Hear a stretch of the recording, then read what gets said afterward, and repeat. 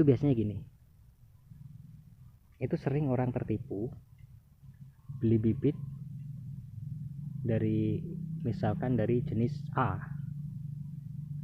yang memang bibit itu bibit sambungan. Contoh bibit-bibit yang stek bawahnya sudah terlalu tua. Nah, seperti ini bibit kaki ganda contohnya ya. Ini ada 1 2 3 4.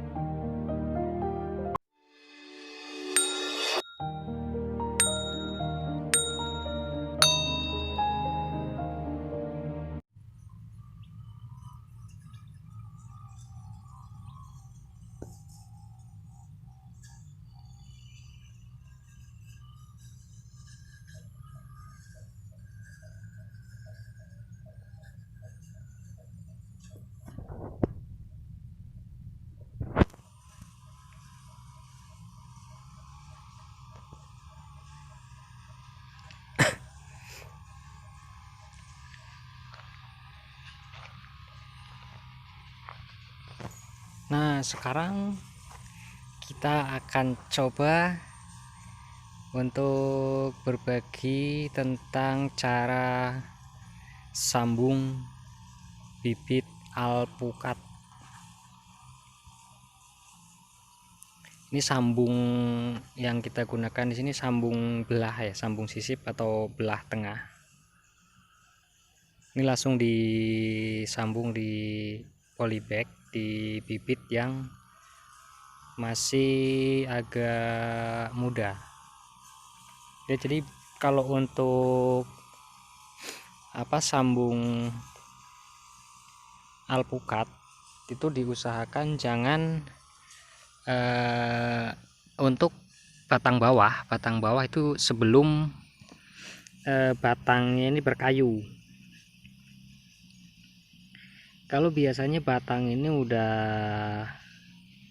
terlalu tua, udah hijau, dan di bagian tengah kalau kita potong ada seperti gabus yang putih seperti styrofoam itulah kalau kita belah di bagian tengahnya. Nah, itu biasanya lebih banyak gagalnya kalau kita sambung yang batangnya sudah tua. Kalaupun batang itu sudah tua, kalau bisa kita sambungnya di pucuk, kalau nggak di pucuk langsung di pangkal. Seperti ini contohnya di bagian pangkal. Cuma ini yang untuk contoh ini bibit yang masih merah seperti ini sih. Untuk gambarannya aja, kalau misalkan nih, ini batang ini udah tinggi, udah sampai setengah meter, misalkan udah tua nih ya. Ini kan masih baru 1 jengkal, masih subur-suburnya masih bagus. Mau sambung di pangkal sampai ke pucuk pun kalau yang seperti ini 80% hidup, lebih mudah menyatunya. Ini kalau misalkan batang ini udah berkayu nih, udah hijau, kita ambil langsung dari pangkal sini, jangan dari batang bagian tengah. Itu kambiumnya juga sudah sedikit, sering terjadi gagal. Kalaupun dia jadi, pertumbuhan tunas di bagian atas, entres atasnya ini, kalau misalkan sambung nih dari sambungan ini, nah kita ambil tunasnya di sini kan, tunas ini nanti pertumbuhannya sangat lambat, sangat buruk nanti jadinya. Jadi untuk alpukat memilih batang-batang yang masih agak merah seperti ini, jangan yang terlalu tua. Ini mau kita ambil dari pucuk. Kalau misalkan nih kita sambung dari bagian pucuk sini, kita sambung, kita mau tambahin kaki ganda, misalkan ini di sini kita kasih biji lagi, udah tumbuh nanti ditempel, bisa kalau agak tinggi. Cuma kalau tidak untuk kita tambah kaki, ini cukup seperti ini aja di bagian bawah-bawah seperti ini, di pangkalnya ini nggak masalah. Dan ini baru disambung kurang lebihnya baru 5 hari. Baru kita sambung 5 hari. Tapi udah mulai terlihat ada tanda-tanda kehidupan.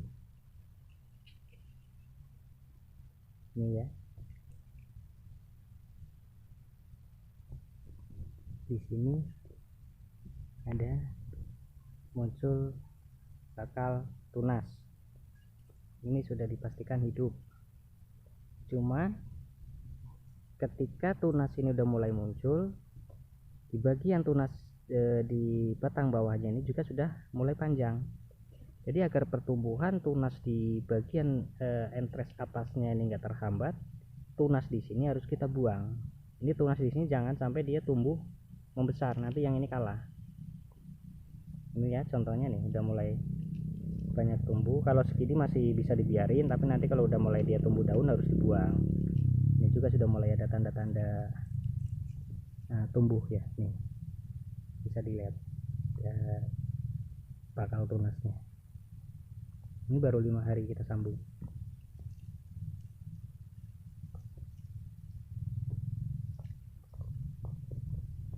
Untuk pemilihan entres bagian atas, usahakan bibit dari batang tua yang sudah pernah berbuah. Jangan dari batang muda yang belum pernah berbuah kita ambil entresnya, itu nanti lama untuk pembuahannya, nanti lama, bibitnya kurang bagus. Kalau jenis tergantung di selera masing-masing. Banyak ratusan jenis bibit alpukat, tinggal mana yang kita suka. Mau yang kecil-kecil, besar-besar, yang gak ada biji, atau yang bijinya banyak, tinggal tergantung selera kita. Untuk polybag semai bibit alpukat, usahakan yang lebih besar agar pertumbuhan dia juga lebih bagus nantinya. Ini udah siap untuk disambung nanti di bagian bawah sini. Nah, untuk pembibitan yang nakal nih, yang dia hanya khusus untuk pembibitan, cuma untuk pertanggungjawabannya dia kurang ya. Itu biasanya gini,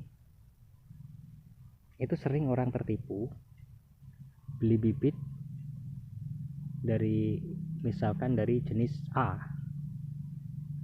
yang memang bibit itu bibit sambungan, cuma yang diambil ini kita potong, jebret, kita potong di sini, ini kita potong 2 ruas, jebret dari sini, atau mungkin dibiarkan. Pucuk ini kita sambung, jadi hanya kita potong, kita sambung lagi, pucuk hanya dari pucuk ini. Yang penting bibit itu bibit sambungan. Nah, itulah yang biasanya sering terjadi di pembibitan yang nakal ya. Itu nggak hanya 1-2 pembibitan, tapi banyak pembibitan yang seperti itu, karena biasanya yang melakukan hal-hal seperti itu di pembibitan yang nggak punya untuk batang induk.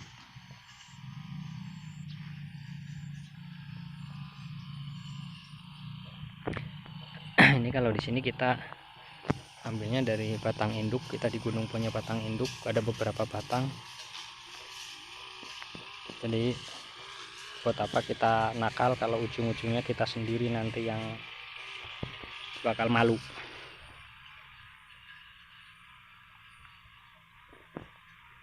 Ini bisa dibilang hampir, kalau dibilang 100% nggak mungkin ya, tapi kalau 90% mendekati. Ini bisa dikatakan hidup 90%. Oke, kita lanjut ke proses penyambungannya ya.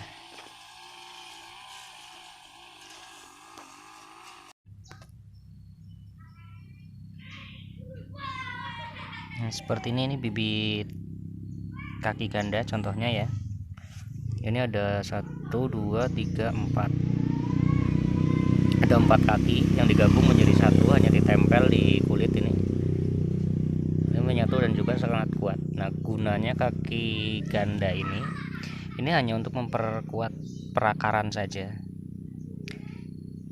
Dan pertumbuhan pun karena perakaran kuat, pertumbuhannya juga lebih bagus. Kalau di kualitas buah tidak mempengaruhi.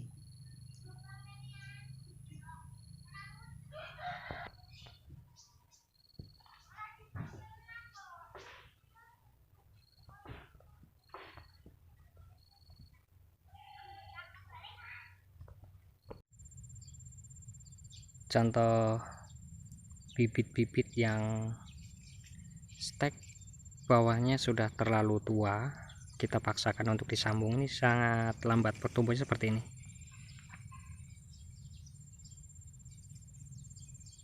Memang nggak semua itu lambat, tapi bisa dikatakan 70 sampai 80%. Nah, itu dikatakan lambat. Ini dia tetap tumbuh walaupun kita kasih pupuk, kita genjot pertumbuhannya, dia tetap lambat. Ini bukan dari penyakit atau dari perakaran yang bermasalah, ini bukan. Ini memang dari stek bawahnya, batang bawahnya tua-tua semua ini. Tuh. Ini memang dari tua juga, tapi ini bagus. Kita ambil dari bawah. Ini bagus, sudah mulai tumbuh tunas barunya juga. Ini bagus, itu bagus, tapi kebanyakan yang buruknya gitu.